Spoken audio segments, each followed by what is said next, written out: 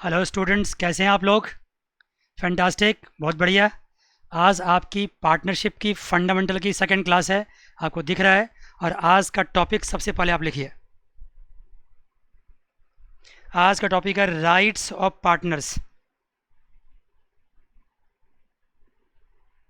Rights of partners. जब भी कोई फर्म आप बनाएंगे, आप पार्टनर्स होंगे तो आपके कुछ राइट्स भी होंगे और आपके कुछ ड्यूटीज़ भी होंगे। तो पहले मैं ये बताता हूँ आपको कि बीइंग अ पार्टनर आपके क्या क्या राइट्स हैं। थ्योरेटिकल बातें हैं, मैं आपको पढ़ के ही समझाऊंगा, इतना लिखने की ज़रूरत नहीं है, टाइम वेस्टेज है। तो मैं आपको एक एक पॉइंट समझाता जाता हूँ और आपको जो कुछ भी पॉइंट लगेगा डिफ़िकल्ट है तो मैं उसको लिखवाता भी जाऊँगा। सबसे पहला राइट है, every partner has a right to participate in the management of the business. Business के मैनेजमेंट में पार्टिसिपेट करने का राइट है। दूसरा, मतलब जो भी मैनेजमेंट आपका है उस मैनेजमेंट में क्या कर सकते हैं, आप पार्टिसिपेट कर सकते हैं। आपके से को कोई काट नहीं सकता है, जो आपका स्टेटमेंट है वो भी वैल्यूबल होगा। Every partner has the right to be consulted about the affairs of the business. जो भी बिजनेस में डिसीजन ली जाएगी, हर पार्टनर के पास ये राइट है कि उससे पूछा जाएगा और उसकी कंसेंट ली जाएगी। Every partner has the right to inspect the book of account and have a copy of it. जितने भी पार्टनर्स हैं, सारे पार्टनर्स को अधिकार है कि वो अकाउंटिंग बुक को चेक करे। Journal entry, ledgers, cash book, subsidiary books, final account, trial balance, सारे वो चेक कर सकता है। ठीक है। Every partner has the right to share profit and losses with others in the agreed ratio. किसी भी पार्टनर्स को आप ये नहीं कह सकते हो कि आपको प्रॉफिट नहीं मिलेगा, सारे पार्टनर्स को प्रॉफिट मिलेगा और जो रेशियो आपने आपस में एग्री करी है उस पर मिलेगा। If the partners has advanced loan, ये बात समझ लो, अगर मान लो किसी पार्टनर ने, मान लो ए, बी और सी, तीन पार्टनर है, बी ने लोन दिया है बिजनेस को। देखो, कैपिटल देना अलग बात होती है, लोन देना अलग बात होती है। अगर एज अ पार्टनर आप कंट्रीब्यूट करते हो तो वो कैपिटल कहलाता है, लेकिन कैपिटल के बावजूद भी अलग से आप बिजनेस को क्या दे सकते हो, लोन दे सकते हो। अगर आपने लोन दिया है तो इस पे आपको इंटरेस्ट मिलेगा, ये आपका राइट है। इंटरेस्ट ऑन लोन मिलेगा। किस रेशो पे, एट, किस रेट पे, एग्रीड रेट। जो भी रेट आपने एग्री कर रखा है उस पे आपको क्या मिलेगा, उस रेट पे आपको, एग्रीड रेट ऑफ इंटरेस्ट, उस पे आपको इंटरेस्ट मिलेगा। अगर रेट ऑफ इंटरेस्ट एग्रीड नहीं है, if rate of interest has not been given, has not been given as agreed upon, then by default rate of interest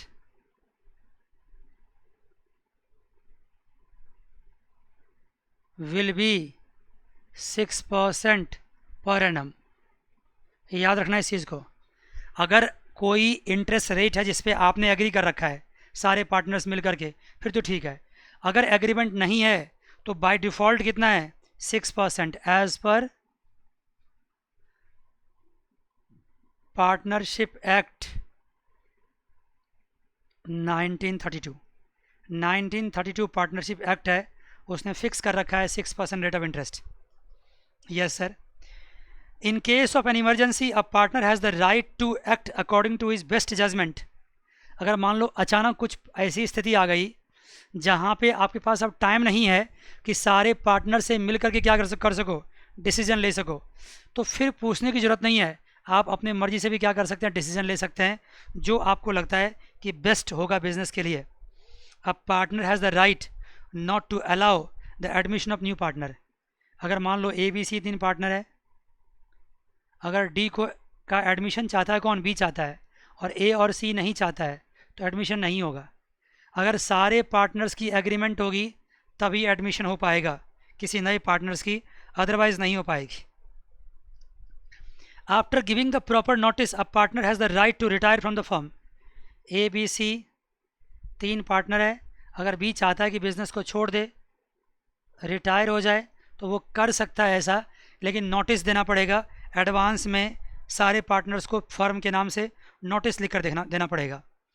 if a partner incur expenses on the business or he pays amount on behalf of the firm, then partner gets indemnified for the payment made by him from the firm.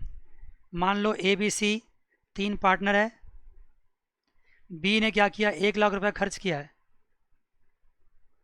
Expand किया किसके लिए, for partnership firm या for firm, इसकी expenses है, expenses है किसके लिए, for firm.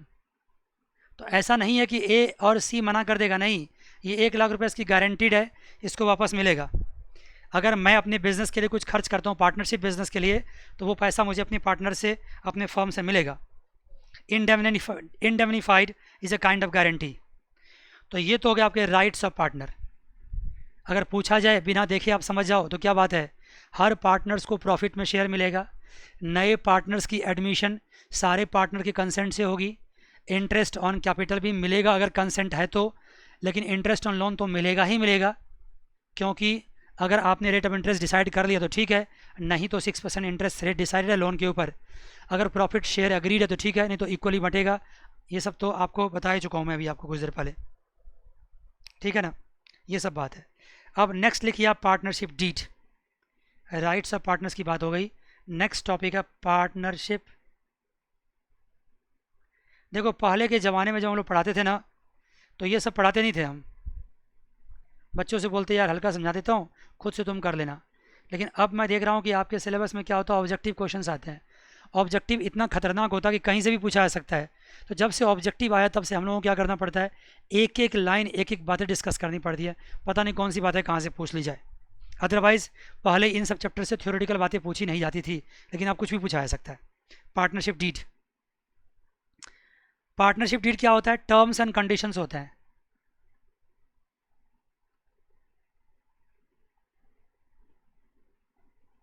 Terms and conditions, all partners are agreed upon. ये टर्म्स एंड कंडीशंस की बुक है जिस पे सारे पार्टनर्स क्या हो चुके हैं, अग्री कर चुके हैं, इसलिए इसको टर्म्स एंड कंडीशंस बुक कहते हैं। All partners are agreed upon. मान गए जी? Yes sir.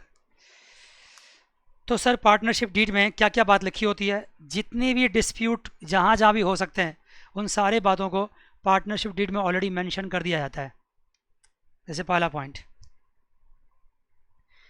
Description of partners.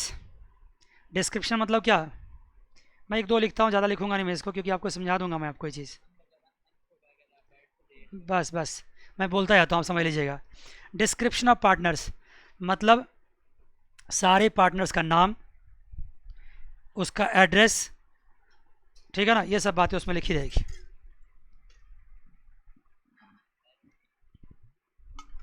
सब कुछ जोड़ लो ना, फ़ोन नंबर, ईमेल आईडी, सब कुछ रहेगा उसके अंदर।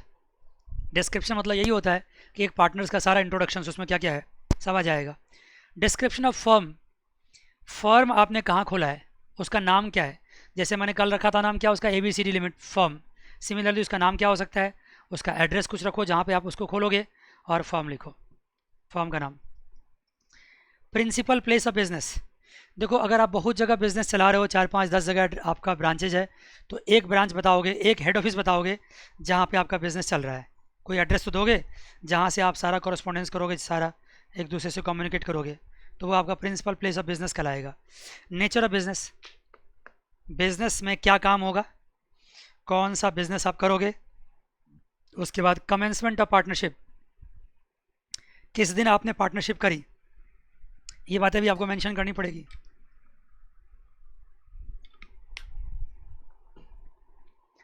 कैपिटल कंट्रीब्यूशन, सारे पार्टनर्स ने कितने कितने पैसे लगाए। इंटरेस्ट ऑन कैपिटल, अगर पार्टनर्स के कैपिटल पे आप इंटरेस्ट देना चाहते हो तो बताओ क्या रेट ऑफ इंटरेस्ट रहेगा उसका, वो लिख के बताओ। इंटरेस्ट ऑन ड्राइंग्स, अगर पार्टनर्स बिजनेस से पैसा निकालता है जो कि निकालता ही है। तो उस ड्राइंग्स पे क्या इंटरेस्ट लगाओगे, आगे भी बात होगी इसके बारे में। प्रॉफिट शेयरिंग रेशियो क्या रखोगे, इक्वल रखोगे या अनइक्वल रखोगे, ये आप मेंशन करो। इंटरेस्ट ऑन लोन आप मेंशन करो। अगर मेंशन नहीं करोगे तो जानते हो क्या मान ली जाएगी, 6%। रिम्यूनरेशन टू पार्टनर्स, क्या पार्टनर्स को आप सैलरी पे करना चाहते हो, रिम्यूनरेशन का मतलब सैलरी होता है। तो फिर बताओ किसको पे करना चाहते हो और कितना पे करना चाहते हो। वैल्यूएशन ऑफ गुडविल, गुडविल की वैल्यूएशन आप कैसे करोगे। अभी ये सब टर्म्स, सारे टर्म्स आपको पता नहीं चलेंगे, कुछ आगे चल के पता चलेगा आपको। Valuation of shares, sorry assets, आपके पास जो एसेट्स है उनका वैल्यूएशन भी कभी कभार करना पड़ सकता है आपको। सेटलमेंट ऑफ अकाउंट, अगर मान लो कोई पार्टनर बिजनेस छोड़ के जा रहा है तो उसका हिसाब किताब कर दो, देखो कितना पैसा देना है या कितना उससे लेना है, उसको सेटलमेंट ऑफ अकाउंट बोलते हैं। या अगर बिजनेस को बंद ही कर रहे हो तो भी सेटलमेंट करो। अकाउंटिंग पीरियड क्या रखोगे, एक साल कहाँ से कहाँ रहेगा, जनवरी से दिसंबर या अप्रैल टू मार्च या व्हाटएवर, वो मेंशन करो आप। Right and duties of partners, एक पार्टनर्स के अधिकार क्या हो सकते हैं, उसके ड्यूटीज़ क्या हो सकते हैं, मेंशन करो। ड्यूरेशन ऑफ पार्टनरशिप, कितने साल तक चलाओगे, ये मेंशन करो।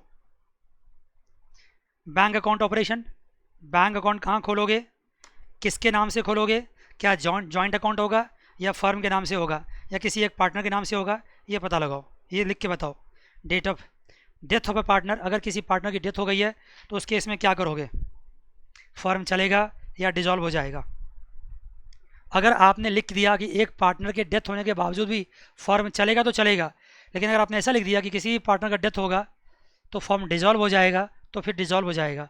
अगर आपने कुछ भी नहीं लिखा, कुछ भी नहीं लिखा, तो भी किसी पार्टनर के डेथ के बाद फर्म क्या हो जाएगा, डिजॉल्व हो जाएगा। इसलिए आपको मेंशन करना जरूरी है। सेटलमेंट ऑफ डिस्प्यूट, अगर कोई डिस्प्यूट होगा तो उसको सेटल कैसे करोगे, किस तरीके से सेटल करोगे, ये भी मेंशन करो, ठीक है ना। ये सब बातें पार्टनरशिप डीड में लिखी जाती है। यहाँ पे 20 टर्म्स हैं, हो सकता है कि आपके हिसाब से 2-4 टर्म्स और भी हो, तो ये सब बातें मेंशन की जाती है। एड्रेस हो गया फर्म का, एड्रेस हो गया पार्टनर्स का, interest on capital, interest on drawings, interest on loan, profit sharing ratio, partner के डेथ पे क्या करोगे, डिस्प्यूट का सेटलमेंट कैसे करोगे। जितनी आशंकाएं, जितनी डाउट्स दिमाग में हो सकते हैं, सारी बातें डिस्क्लोज करो और डीड बनाओ और उसको रजिस्टर करवाओ, डीड को बिल्कुल प्रॉपर डॉक्यूमेंट बना के, जो पार्टनरशिप फर्म जहाँ रजिस्टर्ड होती है वहाँ से रजिस्टर्ड करवाओ। इंपॉर्टेंस ऑफ पार्टनरशिप डीड, क्या इंपॉर्टेंस इसकी है, ये सब बातें एक बार सुनने के लिए बहुत इंपॉर्टेंट है। अगर इसको सुने बगैर आप क्वेश्चन करोगे ना तो आप समझ लो कि आप कहीं ना कहीं प्रॉब्लम कर दोगे। Importance of partnership deed, partnership deed का क्या इंपॉर्टेंस हो सकता है, ये कहने की बात है। भाई एक पार्टनर के बीच में अगर प्रॉब्लम होगी तो उसका सॉल्यूशन कैसे होगा। It governs the right, duties and liability of each partners, deed से पता चलता है कि हर पार्टनर का राइट क्या है, उसका ड्यूटीज़ क्या है, उसकी लायबिलिटी क्या है। डिस्प्यूट अराइजिंग इफ़ एनी, अगर कोई डिस्प्यूट होता है तो सारे पार्टनर्स पार्टनरशिप डीड के हिसाब से क्या करेगा, उसको सेटलमेंट करेगा। क्या ये जरूरी है कि पार्टनरशिप डीड हो, नो जरूरी नहीं है। अगला पॉइंट देखो, is it essential to have partnership deed,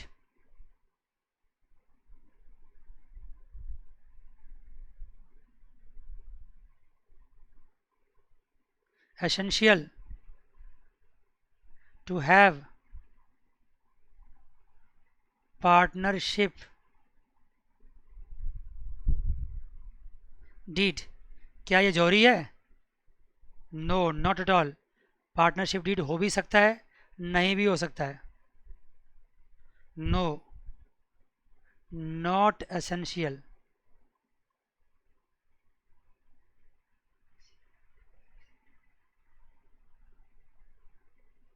not essential जरूरी नहीं है, लेकिन आपको क्या की जाती है, डिज़ायरेबल है, but desirable.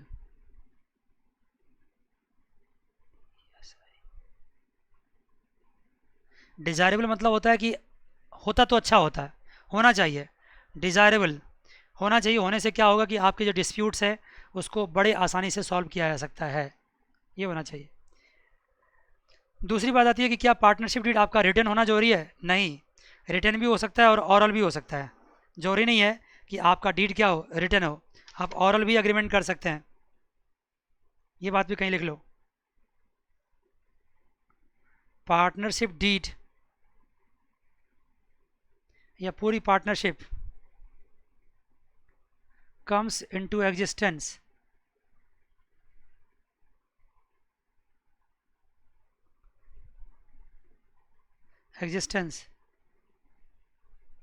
by an oral or written agreement. Oral भी हो सकता है, रिटर्न भी हो सकता है।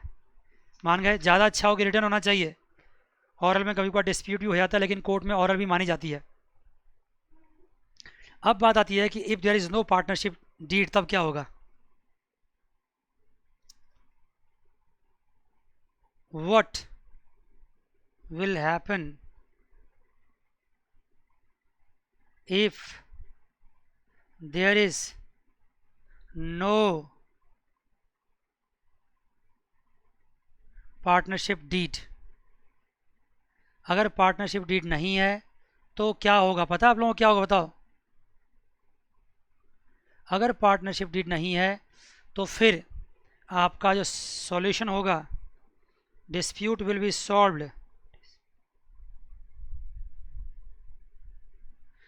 Solved, as per the deed given in partnership act 1932। उसमें जो लिखा हुआ है उसके हिसाब से होगा। अगर आपने आपस में कुछ नहीं कर रखा है सॉल्यूशंस, तो फिर नहीं लिखा तो नहीं लिखा, फिर तो जो हमारे पास है 1932 एक्ट के हिसाब से, उस हिसाब से सॉल्यूशन हो जाएगा। अगर आप चाहते हो कि आपके हिसाब से हो तो फिर डीड बना कर दो, नहीं है डीड तो फिर मैं जो कहता हूँ मान लो। मैं मतलब कौन, पार्टनरशिप एक्ट जो कहता है वो मान लो। अगर कुछ बातें मान लो आपने लिख रखी है, तो जो बातें लिख रखी है उसके हिसाब से होगा, और जो बातें नहीं लिख रखी है वो डीड के हिसाब से होगा। डीड में क्या क्या बातें लिख रखी है, देखो ये बहुत इंपॉर्टेंट है, ये समझना, इसलिए मुझे आपको ये लिखाना पड़ेगा। उसमें क्या लिख रखी है, डीड में कौन कौन सी बातें हैं। सबसे पहला पॉइंट है sharing of profit and losses. देखो profit and losses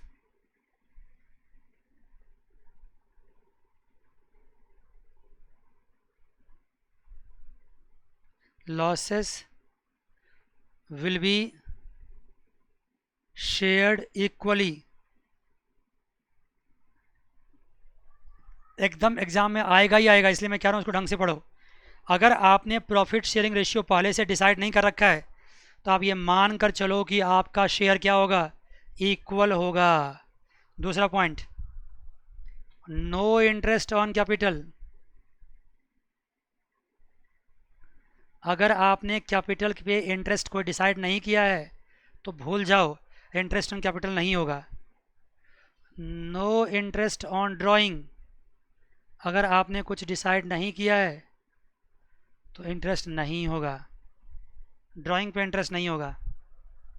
interest on advance loan by a partner.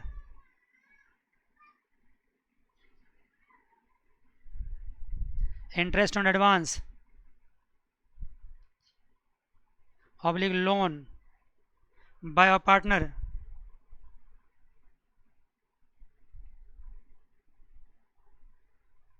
Bye partner कितना होगा, नहीं लिखा है तो at the rate what 6% per annum. ये बता चुका हूँ मैं आपको।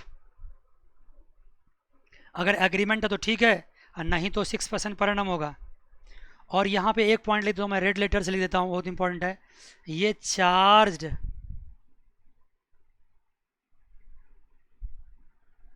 अगेंस्ट द प्रॉफिट होगा। ये बातें क्या होता है सर, अभी मत पूछो, बस ये समझ लो कि ये इंटरेस्ट ऑन लोन होगा ना, ये चार्ज अगेंस्ट द प्रॉफिट होगा। इतना ही बता सकता हूँ कि ये कंपलसरी होगा, आपको देना ही पड़ेगा, चाहे बिजनेस लॉस में हो या बिजनेस प्रॉफिट में हो।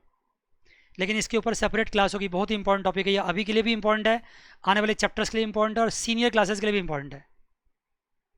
5th point, remuneration, no salary to any partners, किसी पार्टनर्स को कोई सैलरी नहीं मिलेगा। एडमिशन, न्यू एडमिशन सबके साथ मिलकर होगा, न्यू एडमिशन will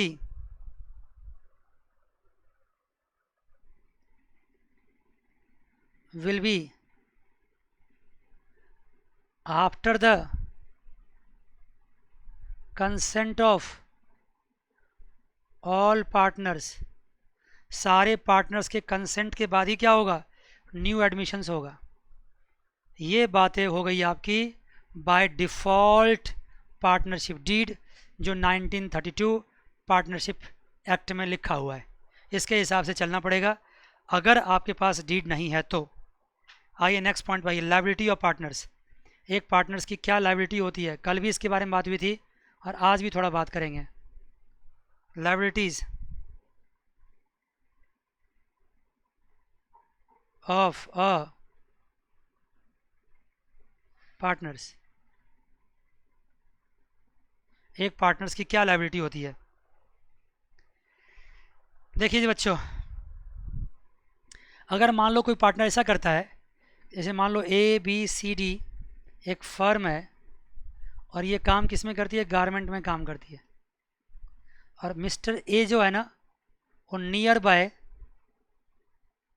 अपनी दुकान अलग से खोल रखा है,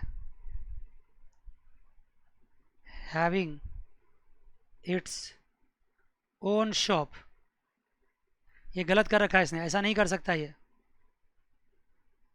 अगर ये ऐसा करता है तो फिर अपने दुकान से जो कमाएगा वो अल्टीमेटली इसको पार्टनरशिप फर्म को देना पड़ेगा, क्योंकि आपने एग्रीमेंट कर रखी है और ये पार्टनरशिप के एग्रीमेंट का पहला उसूल है कि आप जो बिज़नेस हम पार्टनरशिप में करेंगे वो बिज़नेस आप नियर बाय, वो आपका मेंशन रहता है उसमें कि आप नहीं कर सकते। आप किसी और शहर में कहीं और जाके करो वो अलग बात है, वो जितनी एग्रीमेंट आपकी होगी उसके हिसाब से, अदरवाइज आप नहीं कर सकते। अगर करेंगे तो फिर वो सारे प्रॉफिट्स आपको पार्टनरशिप का प्रॉफिट मान लिया जाएगा।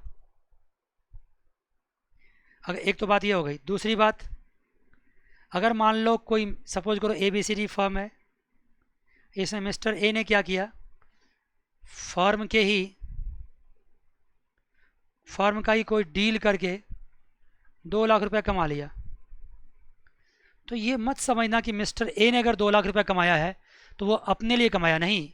भले ही मिस्टर ए की मेहनत है, मिस्टर ए ने दिन रात एक कर दिया, जहाँ तहाँ गया, 2 लाख कमा के लाया, लेकिन उस पर अधिकार किसका होगा, सारे पार्टनर्स को होगा, क्योंकि अल्टीमेटली मिस्टर ए ने बिजनेस के लिए कमाया है, वो सब का अधिकार होगा। ये इसकी लायबिलिटीज है। हाँ, कुछ और बातें हैं वो भी मैं डिस्कस करना चाहूँगा, तो यहाँ लिख लीजिए, some other important provisions of Indian partnership act,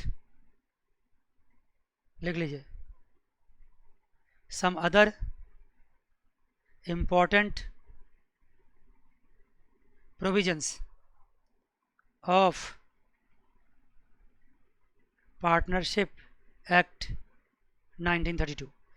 मैं आपको बता रहा हूँ कि मैं दूसरी क्लास ले रहा हूँ थ्योरी पे, और देखना जब मैं न्यूमेरिकल्स करूँगा तो इसकी कितनी इंपॉर्टेंस होगी, इसके बगैर एक कदम में नहीं चल पाएंगे आप। क्या क्या इंपॉर्टेंट बातें हैं, ये सब बातें मैं पिछली क्लास में कर चुका हूँ। आपको सेक्शंस याद करने की जरूरत नहीं है, क्योंकि ये आपके डोमेन का चीज़ नहीं है। सबसे पहला इंपॉर्टेंट पॉइंट है, if all the partners agree a minor may be admitted for the benefit of the partnership. याद है कल कहा था, अगर सारे पार्टनर्स ABCD सब ने डिसाइड कर लिया है तो मिस्टर M को, सॉरी मास्टर M होगा ना, ये जो भी लिख लो आप, मास्टर M को, माइनर है ये, उसको क्या किया जा सकता है, पार्टनरशिप का पार्टनर बनाया जा सकता है, लेकिन उसका लॉस में उसका पार्टिसिपेशन नहीं होगा, उसको सिर्फ एंड सिर्फ क्या मिलेगा, बेनिफिट्स मिलेगा। साफ साफ लिख रखा है, for the benefit of partnership a person may be admitted as a partner either with the consent of all the existing partners or in accordance with the agreement among the partners। कोई बंदा अगर partnership में नया आना चाहता है तो नया कैसे आएगा, मान लो इसमें क्या होता है, मिस्टर ई आना चाहता है पार्टनर बन के, तो कैसे आएगा? अगर इसके बारे में कोई आपस में एग्रीमेंट है कि कैसे आएगा नए पार्टनर, तो फिर तो उसके हिसाब से होगा। अगर एग्रीमेंट नहीं है तो फिर ये चारों पार्टनर्स के इक्वल कंसेंट से बात बनेगी, अदरवाइज किसी को आप पार्टनरशिप में नहीं ला सकते हैं। अब पार्टनर में रिटायर फ्रॉम द फर्म, एक पार्टनर जो है फर्म से क्या कर सकता है? A B C D partner है, मिस्टर डी मान लो क्या चाहता है? रिटायर करना चाहता है, तो वो कर सकता है, लेकिन उसको क्या करना पड़ेगा? रिटर्न एग्रीमेंट रिटर्न कुछ नोटिस देना पड़ेगा पहले से, with the consent of all the partners और accordance with the agreement among the partners. एक रिटायर कर सकता है सारे पार्टनर्स के कंसेंट पे, और या जो बीच में एग्रीमेंट हो रखा है उनके कि एक पार्टनर कैसे रिटायर करेगा, उस हिसाब से रिटायर करेगा। Registration of the firm is optional not compulsory. ये बात मैं पिछले क्लास में बोला था कि एक पार्टनरशिप फर्म का रजिस्ट्रेशन कंपलसरी नहीं है, आप रजिस्टर करवा भी सकते हो, नहीं भी करवा सकते हो। ये इलीगल एक्टिविटी, आपका कहना, मैं रिपीट करता हूँ आप क्या बोलना चाह रहे हो। आप कहना चाह रहे हो कि अगर कोई पार्टनरशिप फर्म को रजिस्टर नहीं करेगा तो कोई बंदा कुछ भी इलीगल एक्टिविटी कर सकता है। तो कर क्या सकता है? करता ही है। तुम्हें क्या लगता है समाज में इलीगल एक्टिविटी नहीं होते? सोसाइटी में होते ही है। इलीगल एक्टिविटी होते हैं, लीगल भी होते हैं। इलीगल में आप पकड़े जाते हैं तो आपके साथ क्या पेनल्टी और क्या पनिशमेंट होती है, एक बार पूछ लो, समझ लो। उसके लिए आप तैयार हैं तो आप करो। कौन इलीगल करने से मना कर रहा है? आपको करो ना। लेकिन मेरा नाम मत लगाना, मैं नहीं एडवाइस करता हूँ कभी इलीगल काम करने के लिए। मैं टीचर हूँ, मैं कभी कैसे कह सकता हूँ किसी लोगों को इलीगल करो, लेकिन आप कुछ भी कर लो। कुछ लोग इलीगल करते भी है और पकड़े भी जाते हैं। हाँ, देखो, फर्म को रजिस्ट्रेशन कराना कंपलसरी नहीं है, क्योंकि फर्म का रजिस्ट्रेशन करवा करके फर्म का काम बढ़ाने की ज़रूरत नहीं है। अब मान लो किसी गांव में या स्मॉल टाउन्स में कोई बंदा पार्टनरशिप करके बिजनेस करना चाहता है। अब उसको अगर इतना पेपरबाजी दे दोगे, इतना रजिस्ट्रेशन करवाने लगोगे, तो फिर पार्टनरशिप कर ही नहीं पाएगा वो। जहाँ बिजनेस को, जहाँ गवर्नमेंट को लगता है कि रजिस्ट्रेशन कंपलसरी है, वहाँ पे गवर्नमेंट ने कंपलसरी कर रखा है। पता कहाँ? कंपनी में। अगर आप कंपनी खोलोगे तो रजिस्ट्रेशन कराना ही पड़ेगा आपको, वहाँ बिना रजिस्ट्रेशन के काम नहीं चल सकता है। लेकिन पार्टनरशिप में रजिस्ट्रेशन कराना कंपलसरी नहीं है। मैं इसका दूसरा वजह भी बताता हूँ, सुनो। मान लो मेरे पास 10 लाख रुपया है, मैं बिज़नेस करना चाहता हूँ, तो क्या मुझे रजिस्ट्रेशन कराना पड़ेगा? जरूरी नहीं है। मैं किसी से नहीं पूछूंगा, अपना बिज़नेस स्टार्ट कर दूंगा। बस मुझे सिर्फ ये पता करना है कि कौन सा बिज़नेस इलीगल है वो नहीं करूँगा मैं, जो लीगल है वो काम कर सकता हूँ, गवर्नमेंट के जो अदर नॉर्म्स है वो पूरा कर सकता हूँ। लेकिन 10 लाख रुपए से मैं बिज़नेस करना चाहता हूँ जो लीगल बिज़नेस है, तो उसके लिए मुझे किसी से पूछने की आवश्यकता नहीं है। फ़ायदा हुआ तो मेरा हुआ, नुकसान हुआ तो भी मेरा हुआ। अगर मैं 4 लोग मिलकर करना चाहता हूँ तो भी ठीक है, फ़ायदा हुआ तो सबका हुआ, नुकसान हुआ तो सबका हुआ। लेकिन अगर कोई कंपनी खोलता है तो कंपनी में बहुत सारे लोग जुड़ जाते हैं, सैकड़ों लोग, हज़ारों लोग जुड़ जाते हैं। अगर आपने वहाँ पे नुकसान करवा दिया तो नुकसान पब्लिक एट लार्ज का हो जाएगा। तो गवर्नमेंट ये नहीं चाहेगी कि पब्लिक एट लार्ज का नुकसान हो। वहाँ पे गवर्नमेंट ने क्या कर रखा है? रजिस्ट्रेशन कंपलसरी कर रखा है। आप कहोगे, आपका कहने का मतलब है कि मेरा पैसा अगर डूब जाए तो गवर्नमेंट को फ़र्क नहीं पड़ता। क्यों फ़र्क पड़ेगा भाई? आप 18 साल से प्लस है, आप रैशनल इंसान है, आपके पास बुद्धि है, दिमाग है, आप सोच समझ कर कोई बिज़नेस करना चाहते हो। वहाँ पैसा डूब गया तो गवर्नमेंट क्या कर लेगी इस बात का? कुछ नहीं कर सकती है, कोई रोक नहीं सकता इस चीज़ को।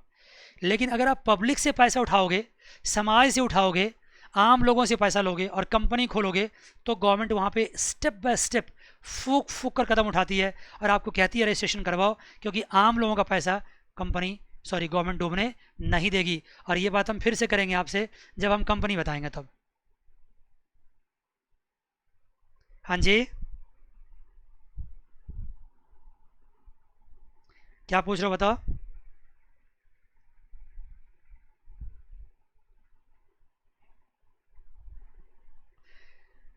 अगर कंपनी में भी कोई 18 साल से ऊपर है पैसा लगाता है, मान लिया आप कहना चाह रहे हो कि सर अगर कंपनी में कोई बंदा पैसा लगाता है, कंपनी में, कॉरपोरेट की बात कर रहा हूँ, कंपनी, आपने सुना होगा नाम, अभी डिटेल आपको पता नहीं होगा, जब हम कॉरपोरेट अकाउंटिंग पढ़ाएंगे तो डिटेल बताएंगे। वहाँ पे आपने पैसा लगाया, आप कह रहे हो कि कोई बंदा अगर कंपनी में पैसा लगाता है तो उसकी एज 18 साल की प्लस होती है, तो फिर उसका नुकसान और फ़ायदा हो तो गवर्नमेंट क्यों ऐसा करती है कि चाहती है कि उसका नुकसान ना हो। देखो क्या होता है, कंपनी में ना किसी का भी पैसा लग सकता है, हजारों लोगों का, लाखों लोगों का पैसा लग सकता है। आपने सुना होगा बड़ी बड़ी कंपनी डूब जाती है, आपने सत्यम का नाम सुना होगा, आपने इसका भी सुना होगा, जो ये एयरलाइंस की कंपनी थी, स्पाइस जेट भी ले लो, स्पाइस जेट भी, हाँ, किंग फिशर थी, और स्पाइस जेट भी तो डूब गया मेरे ख्याल से। कौन सा नहीं है, अरे स्पाइस जेट नहीं, जेट एयरवेज, जेट एयरवेज।